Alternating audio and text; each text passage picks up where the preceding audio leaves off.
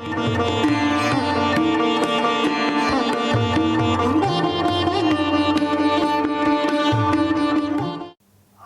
हम शिव जी के भक्तों से एक प्रश्न पूछना चाहते हैं कि भाई आप शिव जी पर जल क्यों चढ़ाते हैं? शिव जी कहाँ विराजते हैं? शिव जी तो कैलाश पर्वत पर विराजते हैं। वहाँ तो ठंडी ठंड है, चारों तरफ बर्फ ही बर्फ है। तो क्या शिव जी के लिंग पर, शिव जी के चिन्ह पर एक लोटा जल चढ़ाने से हम उनको ठंडा करना चाहते हैं? शिव जी के माथे से गंगा बहती है, और जिसके माथे से गंगा बहती हो उसको जल की क्या कमी है? यदि कोई करोड़पति अरबपति आदमी हो और उसको एक 10 का नोट ले जाके आप गिफ्ट में दोगे तो उसे कैसा लगेगा? आप बड़े खुश हो रहे हैं कि देखो इस अरबपति आदमी को मैंने 10 का नोट दिया, और वो अरबपति आदमी सोचेगा क्या पागल आदमी है, मेरे पास करोड़ों रुपया है, अरबों रुपया है, ये 10 रुपये की क्या वैल्यू है, ये क्यों 10 रुपये दे रहा है? तो जो शिव जी बर्फ के पर्वत पर निवास करते हैं, हमेशा ठंडे रहते हैं, जो भगवान शिव शंकर अपनी जटा से लगातार गंगा को प्रवाहित कर रहे हैं और उस गंगा से खुद भी ठंडे हो रहे हैं, वातावरण भी ठंडा हो रहा है, जो शिव जी अपने माथे पर चंद्रमा लगा के बैठे हैं, चंद्रमा क्या है? शीतलता का प्रतीक है।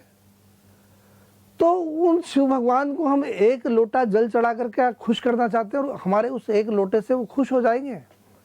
बड़े सोचने की बात है, क्योंकि अभी तक वैज्ञानिक रूप से किसी ने इस प्रश्न पर विचार नहीं किया। एक लोटा तो छोड़िए, कई लोग तो एक लोटे से नहीं मानते हैं, तो क्या करते हैं? शिव जी पर घड़ा भर के जल चढ़ाते हैं। बड़ी अच्छी बात है, घड़ा भर के जल चढ़ा दिया, अब तो शिव जी और खुश हो जाने चाहिए। कई लोगों का इससे भी मन नहीं भरता है, तो क्या करते हैं? शिव जी पर 1000 घड़े जल चढ़ाते हैं कि भाई शिव जी अब तो खुश हो जाओ, और उसको कहते हैं सहस्त्र घट जल चढ़ा दिया, अब तो खुश हो जाओ। और इस खुशी में क्या करते हैं? एक पार्टी रखते हैं मंदिर में कि भाई हमने 1000 घड़े जल चढ़ा के शिव जी को खुश किया है, इस खुशी में शरीक होने के लिए आप सब लोग आओ, हम जीवन करते हैं, और वहाँ जीवन होता है। पर क्या वास्तव में शिव जी खुश होंगे? मेरे ख्याल से तो नहीं होंगे। खाली पीली जल चढ़ाने से भगवान शंकर कैसे खुश हो जाएंगे? और अगर जल चढ़ाने से ही भगवान शंकर खुश हो जाते हैं तो रामचंद्र जी पे भी जल चढ़ाओ भाई, कृष्ण भगवान पे भी जल चढ़ाओ, क्योंकि जल चढ़ाने से भगवान खुश होते हैं। पर रामचंद्र जी पे लोटा भर जल चढ़ा दिया तो उनके कपड़े खराब हो जाएंगे, पुजारी डंडा लेके मारेगा। कृष्ण भगवान की मूर्ति पर जल चढ़ा दिया तो वो भी डंडा लेके पुजारी पीछे पड़ जाएगा, क्योंकि उनके भी कपड़े खराब हो जाएंगे। एक शिव जी ही ऐसे हैं जिन पे आप जल चढ़ाओ, दूध चढ़ाओ, शहद चढ़ाओ, दही चढ़ाओ, घी चढ़ाओ, सब राजी है। चंदन चढ़ाओ, शमशान की राख चढ़ाओ, धतूरे का फूल चढ़ाओ, सब राजी है। तो क्या मतलब हुआ भाई? क्यों चढ़ाया जा रहा है? देखो असली बात तो कहीं गोल हो गई, असली बात तो लुप्त हो गई। होता क्या है? शिव जी है कौन? ब्रह्मा ने पैदा किया, विष्णु ने पालन पोषण किया, और शिव जी संहार के देवता हैं, वो दुनिया से विदा करने वाले देवता हैं। तो शिव जी संहार के देवता है, सबसे बड़े देवता है, इसलिए वो देव नहीं कहलाए, महादेव कहलाए। अब सवाल ये उठता है कि महादेव क्या कर सकता है? महादेव सब कुछ कर सकता है। जो मदद कोई देवता नहीं कर सकता है वो मदद शिव जी कर सकते हैं। तो जिस आदमी को कहीं से मदद नहीं मिलती हो वो मदद मांगने के लिए शिव जी से के पास आता है। और मदद काय में चाहिए हमको? धन दौलत की मदद नहीं होती है, वो तो आया और गया। हमें हेल्प चाहिए, सहायता चाहिए भगवान की। किस बात के लिए? हमें सहायता चाहिए अपने दुर्गुणों को छोड़ने के लिए, सद्गुणों को अपनाने के लिए। क्योंकि भगवान हमसे क्या कह रहा है? तुम धर्म धारण करो, मतलब सद्गुणों को अपनाओ, सद्गुणों को अपने अंदर धारण करो, मेरिट्स को अपने अंदर धारण करो, और दुर्गुणों को छोड़ो। तो शिव जी के पास हम याचना करते हैं, प्रार्थना करते हैं कि हे भगवान हमारे में जो अवगुण है वो तू दूर करने में हमारी मदद करो। कैसे अवगुण? जैसे कोई भाई सिगरेट पीता हो, अच्छी बात नहीं है। गुटखा खाता हो, अच्छी बात नहीं है। जर्दा खाता हो, अच्छी बात नहीं है। ड्रिंक करता हो, ये भी अच्छी बात नहीं है। इनको दूर करने के लिए हम शंकर भगवान के पास जाते हैं और शंकर भगवान के पास जाकर हाथ में जल लेते हैं और प्रतिज्ञा करते हैं कि हे भगवान, मैं गुटखा खाना छोड़ रहा हूँ, तू मेरा गवाह है, तू मेरा सहायक है, तू मेरी मदद करना, और मैं तेरी कसम खाकर गुटखा छोड़ रहा हूँ। और अगर तेरी कसम तोड़ूंगा तो संहार के देवता भाई बहुत बड़ी सजा मिलेगी। तो वो कसम आप लेते हैं भगवान शंकर की, भोलेनाथ की, कि भाई ये गुटखा खाना छोड़ रहा हूँ, या सिगरेट पीना छोड़ रहा हूँ, या ये मेरे में अवगुण है, इस अवगुण में छोड़ रहा हूँ। और वो प्रतिज्ञा करके वो प्रतिज्ञा का जल आप शंकर जी पर चढ़ा देते हैं, बस कल्याण हो गया। वो प्रतिज्ञा का जल जब शंकर जी पर चढ़ाएंगे तो आपकी प्रतिज्ञा का कौन गवाह हो गया? शंकर जी गवाह हो गए हैं। अब आपकी प्रतिज्ञा पूरी करने में कौन सहायता करेगा? शंकर जी करेंगे। और अगर आप ये जानते हुए कि आपने शंकर जी को अपना गवाह बनाकर प्रतिज्ञा की है और फिर अगर आप अपनी प्रतिज्ञा तोड़ेंगे तो सजा से भी आपको डर लगेगा, तो उस डर के मारे प्रतिज्ञा पूरी हो जाएगी।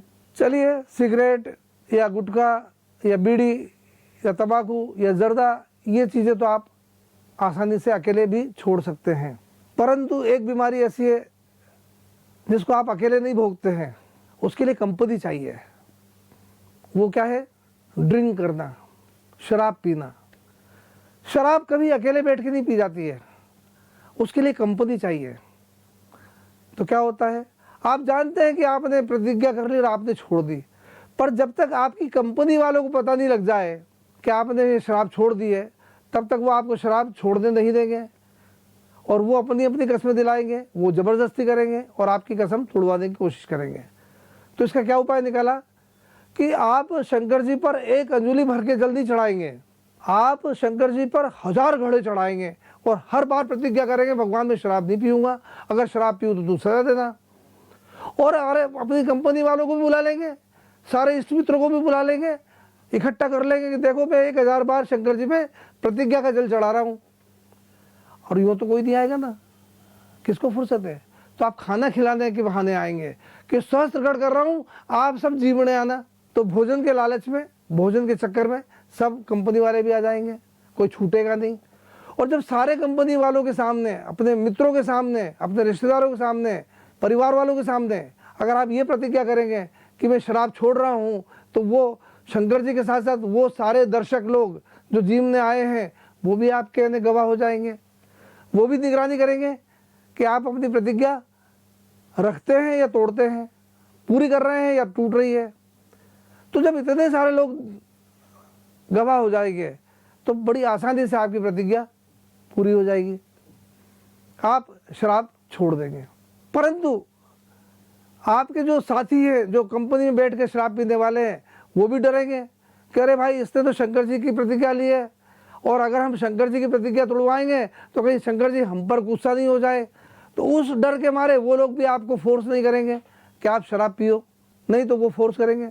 तो इस प्रकार से सारे मित्र मंडली को, सारे रिश्तेदारों को, सारे नातेदारों को, सारे मिलने वालों को एक साथ बताने का तरीका है सहस्त्रगढ़, कि आप क्या प्रतिज्ञा कर रहे हैं और क्या प्रतिज्ञा करने का क्या परिणाम आएगा, तो आप अपनी बुराई छोड़ सकते हैं। इसी तरीके से मान लो आप कोई अच्छाई ग्रहण करना चाहते हैं, पर वो अच्छाई ग्रहण नहीं होती है, बार बार छूट जाती है, तो आप क्या करेंगे? शंकर जी के मंदिर में जाकर के जल हाथ पे लेकर के भगवान शंकर जी से कहेंगे कि भाई मैं ये प्रतिज्ञा कर रहा हूँ, तो इस प्रतिज्ञा को निभाने में सहायता करता।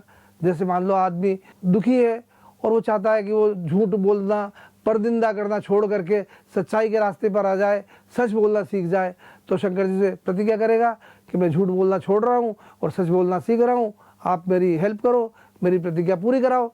तो भगवान शंकर जी उसकी प्रतिज्ञा पूरी कराने के लिए हेल्प करेंगे, मदद करेंगे। तो शंकर जी पर जल इसलिए चढ़ाया जाता है कि आप दुर्गुणों को छोड़ सके और अपने सद्गुणों की वृद्धि कर सके। इसलिए नहीं चढ़ाया जाता है कि शंकर जी का माथा बहुत गर्म है और आप ठंडा कर रहे हो लोटा डाल करके। अरे माथा तो ये गर्म है जिसमें राग भरा है, द्वेष भरा है, दुर्भावना भरी है, ईर्ष्या भरी है, मोह पड़ा है, वासना भरी है, क्रोध पड़ा है, न जाने कितनी बीमारी इस माथे के अंदर भरी है। इस माइंड को ठंडा करना है तो जल यहाँ चढ़ाओ। और वो जल काहे का चढ़ाओगे? प्रज्ञा का जल चढ़ाओगे। आप गीता में स्थिति प्रज्ञ होने की बात जो लिखी है वो स्थिति प्रज्ञ हो जाओगे, भोक्ता भाव से निकल के दृष्टा भाव में आ जाओगे, वो जल चढ़ाना है। तो इसलिए भाइयों, अगर आप शंकर जी के सच्चे भक्त हैं तो आप सही तरीके से प्रतिज्ञा करें, अच्छी अच्छी प्रतिज्ञाएं करें, बुराइयों को छोड़ें, अच्छाइयों को अपनाएं और वो प्रतिज्ञा का जल शंकर जी पर चढ़ा करके अपना कल्याण करें, अपना कल्याण साध ले, अपना जीवन सुखी बना ले, अपने जीवन को मंगलकारी बना ले। शिव मंगल का देवता है, आप उसकी सहायता से अपने जीवन में मंगल ले आए। यही मेरी प्रार्थना है, यही मेरा आशीर्वाद है।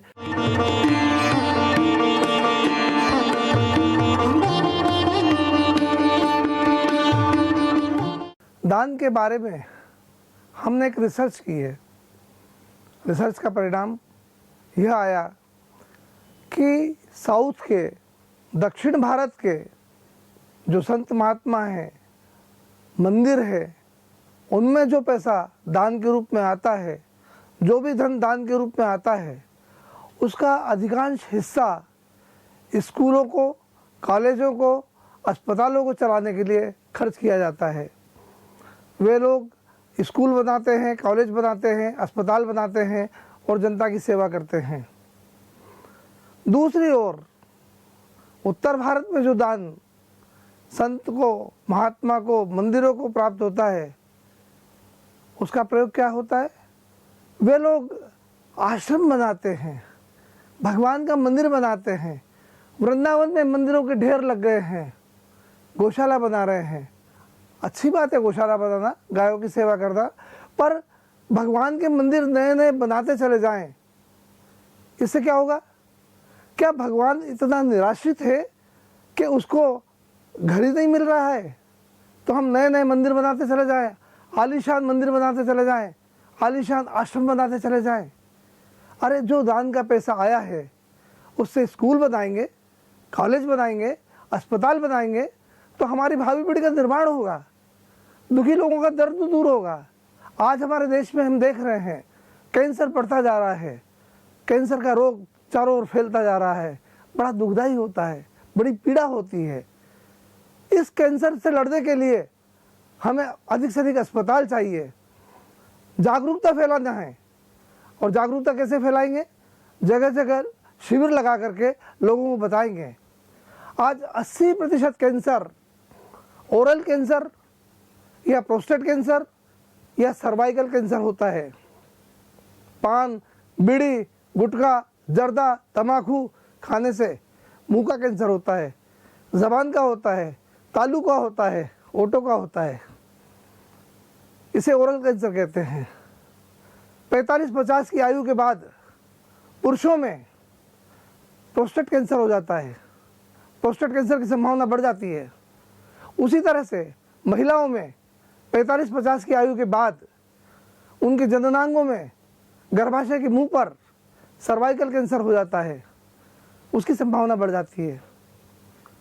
तो हमने एक संस्था बनाई है, मीरा चैरिटेबल ट्रस्ट का निर्माण किया है।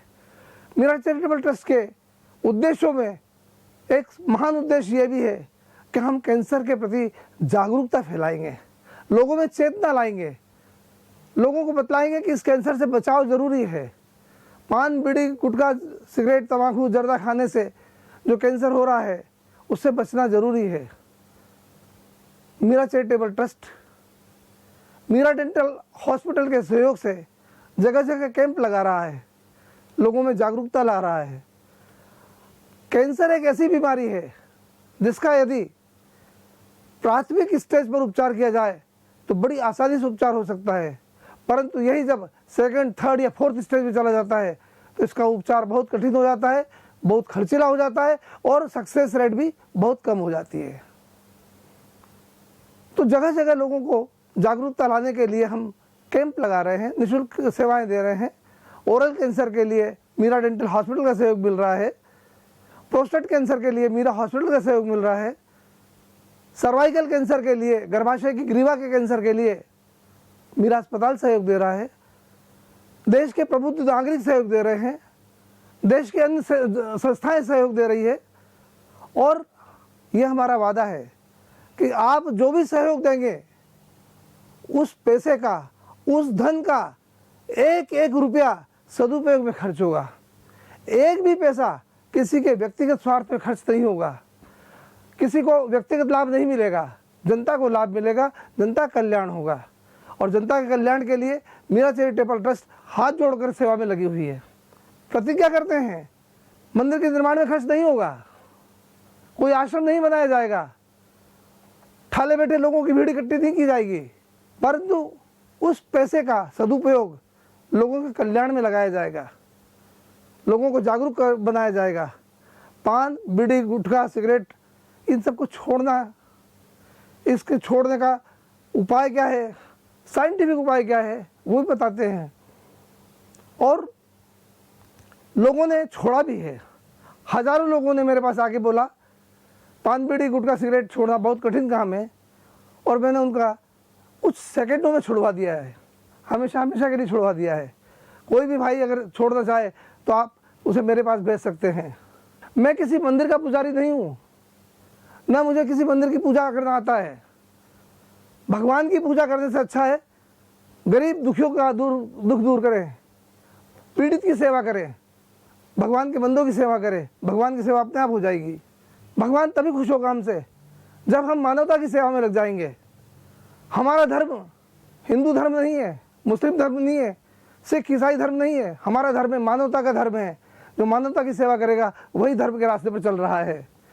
दुखी लोगों के मुख पर मुस्कान आ जाए, दुखियारों का दुख दूर हो, सुखी हो जाए, एक खुशहाली चारों तरफ छाए, जन जन सुखी हो जाए, मंगल हो जाए सबका, ये हमारे जीवन का उद्देश्य है। और मैं अपने शेष जीवन को मानवता की सेवा में अर्पित करने के लिए प्रतिबद्ध हूँ। भगवान मुझे शक्ति दे कि मैं अधिक से अधिक मनुष्यता की सेवा कर सकूं और लोगों को प्रेरित कर सकूं कि मानवता की सेवा करें। उसी में सबसे बड़ा सुख है, उसी में हमारा भी मंगल है, उसमें हमारे भाइयों का मंगल है, उस देश का मंगल है, सबका कल्याण है।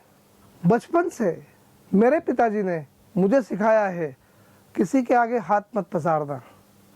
मैंने भी किसी के आगे हाथ पसारने का काम कभी नहीं किया है। हमेशा लोगों को देने के लिए हाथ ऐसे रखा है, ऐसे दिया है, ऐसे हाथ पसार के मांगा नहीं है। परंतु अब एक ऐसा अवसर आया है जब मैं एक दोहे को बोलूँगा और आप समझेंगे। मर जाऊं मांगू नहीं अपने तन के काज, मर जाऊं मांगू नहीं अपने तन के काज, परमार्थ के कारण मोहि न आवे लाज। अपने शरीर के लिए, अपने स्वार्थ के लिए मैं किसी से एक पैसा भी मांगने के पहले मर जाना पसंद करूँगा, परंतु परमार्थ के लिए, लोगों के भले के लिए अगर मैं मांगता हूँ तो मुझे कोई शर्म नहीं आएगी, मुझे कोई लाज नहीं आएगी। क्यों? क्योंकि वो पैसा निस्वार्थ भाव से दुखियारों का दुख दूर करेगा, लोगों की सेवा करेगा।